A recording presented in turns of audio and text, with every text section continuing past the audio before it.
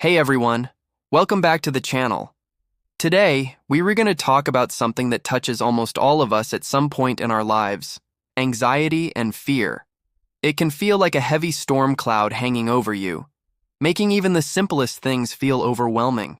It might be a constant worry about the future, a fear of failure, or just a general sense of unease that you can't quite shake. If you've ever felt that way, know that you are not alone, and there is hope and a very real source of peace available to you. Let's start with a powerful passage from the Bible, Philippians chapter 4, verses 6 and 7. It says, "Do not be anxious about anything, but in every situation, by prayer and petition, with thanksgiving, present your requests to God, and the peace of God, which transcends all understanding, will guard your hearts and your minds in Christ Jesus."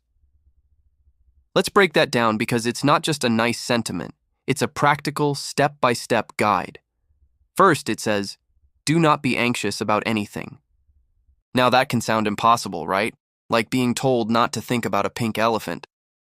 The instruction isn't to simply ignore our feelings or pretend they don't exist. It's an invitation to take a different path when anxiety starts to creep in. Instead of letting our minds spiral down a rabbit hole of what-ifs, we're given an alternative action. What is that action? But in every situation, by prayer and petition, with thanksgiving, present your requests to God. This is the core of it all. Instead of holding on to our worries, clutching them tightly, we are invited to release them. Think about it like this. Imagine you're carrying a backpack filled with heavy rocks. Each rock is a worry, a bill, a health concern, a relationship problem, a fear about your future. You carry this backpack everywhere. It's exhausting. Your shoulders ache, your back hurts, and you can't walk freely. God is saying, you don't have to carry that. Come to me. Talk to me about it. Prayer and petition means being specific. Don't just say, "God, I'm stressed." Tell him exactly what's on your mind. "God, I'm worried about this upcoming deadline at work. I'm afraid I won't meet expectations." "God, I'm anxious about my child's well-being." "God, I'm fearful about this doctor's appointment." Be honest and pour out your heart. He can handle it.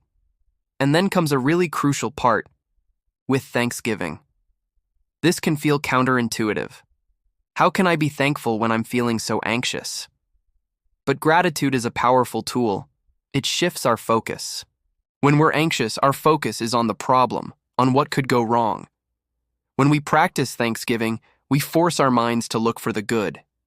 It doesn't mean the problem disappears, but it puts it in perspective.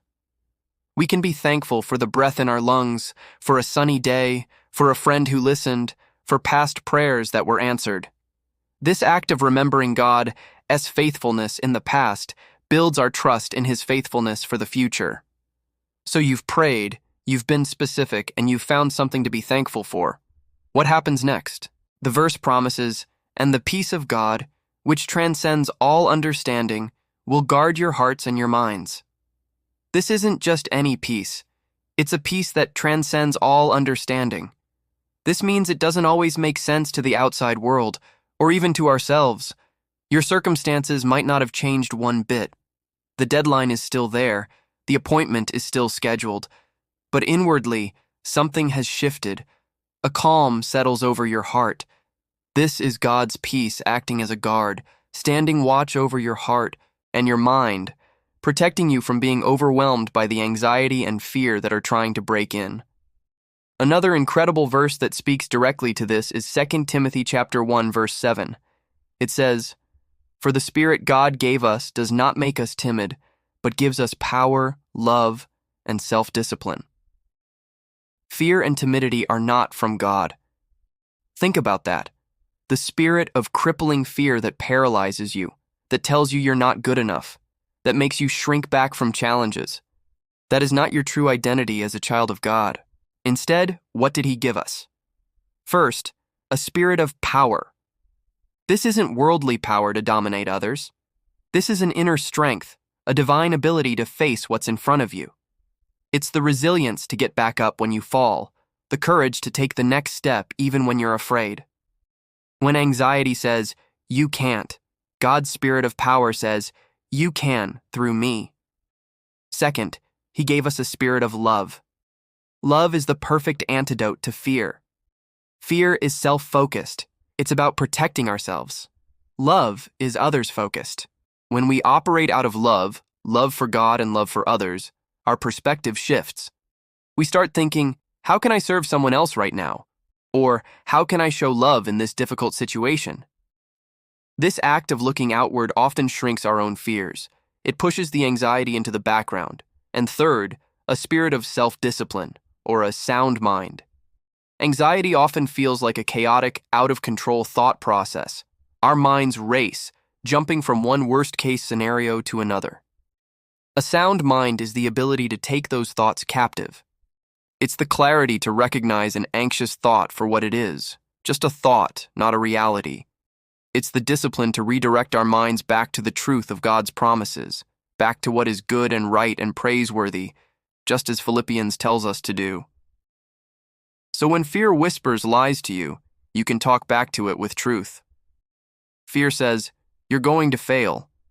Your spirit of power says, "I can do all things through Christ who strengthens me." Fear says, "No one cares." Your spirit of love says, "God loves me, and I can show love to others." Fear says, "You're losing control." Your spirit of self-discipline says, "I will focus my mind on what is true." Finally, let's look at 1 Peter chapter 5, verse 7. It's short, simple, and incredibly profound. Cast all your anxiety on him because he cares for you. The word cast here is an active, forceful verb. It's not a gentle placement. It's the image of throwing something heavy with all your might. Imagine you're at the edge of the ocean and you take that heavy backpack of worries we talked about earlier, you swing it back and you hurl it into the sea as far as you can. That's what we are instructed to do with our anxiety. Why? Why can we do this? The verse gives us the reason, because he cares for you. This is the foundation for everything. Your worries, your fears, your anxieties, they matter to God. You matter to God. He is not a distant, indifferent deity. He is a loving Father who is intimately concerned with the details of your life. He sees your struggle. He understands your pain, and his heart goes out to you. He doesn't just want you to manage your anxiety. He wants to take it from you completely. He is strong enough to carry it. That burden that feels so crushing to you is light to him. The reason we can cast our anxiety on him is because we can trust his character. We can trust that he is good, that he is powerful, and that he genuinely, deeply cares for us. So, let's put it all together. When anxiety and fear start to rise, remember these truths. First, don't just sit with the anxiety. Take action. Turn to God in prayer. Be specific about your fears, find something to be thankful for, and ask for his supernatural peace to guard your heart and mind. Second, remember what spirit you've been given. It's not one of fear. It's one of power to face challenges, love to overcome selfishness, and a sound mind to control your thoughts. And third, cast it all on him. Throw your worries onto his strong shoulders, knowing with full confidence that you are doing so because he loves you and cares for you more than you can possibly imagine. This isn't a one-time fix. It's a daily practice, sometimes a moment-by-moment practice. But every time you choose to turn to God instead of spiraling in fear, you are strengthening your faith and walking in the freedom and peace he has for you. If you're struggling deeply with anxiety, please also consider reaching out to a trusted friend, a pastor, or a professional counselor. God often uses people in our lives as instruments of his care and healing. There is no shame in seeking help. Thank you so much for watching today. I hope this was encouraging for you. If it was, please give this video a thumbs up and consider subscribing to the channel for more content like this. I'd love to hear in the comments which of these verses speaks to you the most. God bless, and I'll see you in the next video.